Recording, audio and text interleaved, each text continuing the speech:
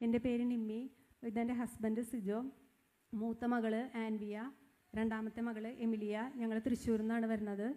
ഞങ്ങൾക്ക് ആദ്യത്തെ മകളുണ്ടായതിന് ശേഷം രണ്ടാമതൊരു കുഞ്ഞിന് വേണ്ടി കുറേ ആഗ്രഹിച്ചിരുന്നു. പക്ഷേ പ്രഗ്നൻ്റ് ആവുണ്ടായിരുന്നില്ല. അങ്ങനെ ഞങ്ങൾ ദിവികാരുണ്യ സൗഖ്യ ആരാധനയിൽ നിയോഗം വെച്ച് പ്രാർത്ഥിച്ചതിൻ്റെ ഫലമായിട്ട് 10 വർഷത്തിന് ശേഷമാണ് ഞങ്ങൾക്ക് ഈ മകളെ ലഭിക്കുന്നത്. അപ്പോൾ ഞങ്ങൾക്ക് ആ സമയത്ത് എനിക്ക് സ്റ്റാർട്ടിങ്ങിൽ ബ്ലീഡിങ്ങും കാര്യങ്ങളൊക്കെ ഉണ്ടായിരുന്നു. അപ്പോൾ ഒരുപാട് ടെൻഷൻ ഉണ്ടായിരുന്നു. അപ്പോഴൊക്കെ ഞങ്ങൾ അച്ഛനെ വന്ന് കണ്ടു. പിന്നെ ഞാൻ റെസ്റ്റിലായിരുന്നു.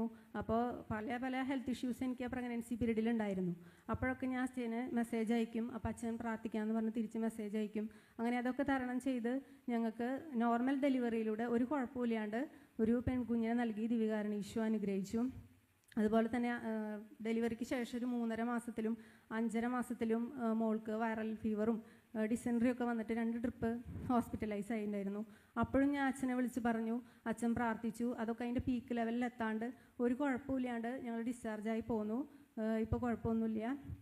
ഇത്രയും വലിയ ഇതുകൂടാതെ കുറേ ചെറുതും വലുതുമായിട്ട് കുറേ അനുഗ്രഹങ്ങൾക്ക് ഞങ്ങൾക്ക് ലഭിച്ചിട്ടുണ്ട്. ഇത്രയും വലിയ അനുഗ്രഹം തന്ന ദിവികാരുണ്യ ഈശോയ്ക്കും ഞങ്ങൾക്ക് വേണ്ടി പ്രാർത്ഥിച്ച കാനാട്ടച്ഛനും ടീം അംഗങ്ങൾക്കും 1000 നന്ദി. യേശുവെ നന്ദി, യേശുവെ സ്തുതി, യേശുവെ സ്തോത്രം.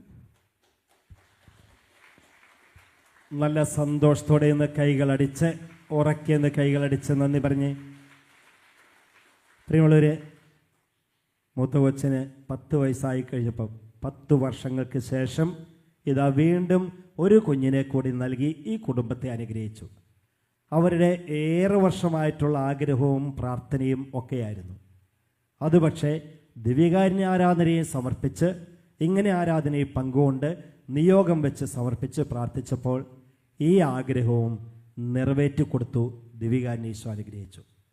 നമ്മൾ ഓരോ ദമ്പതികളും ഓർക്കണം, കുഞ്ഞുങ്ങളില്ലാത്തതിൻ്റെ പേരിൽ ചിലപ്പോൾ വിവാഹം കഴിഞ്ഞ് 2 കൊല്ലം 3 കൊല്ലം 5 കൊല്ലം 8 കൊല്ലം ഇനി മക്കളുണ്ടാവില്ല, വേറെ ചില കത്തോലിക്ക സഭാ വിശ്വാസ പഠനത്തിന് വിരുദ്ധമായ വഴികളിലൂടെ പോകാമെന്ന് ചിന്തിക്കുന്നവരുണ്ട്.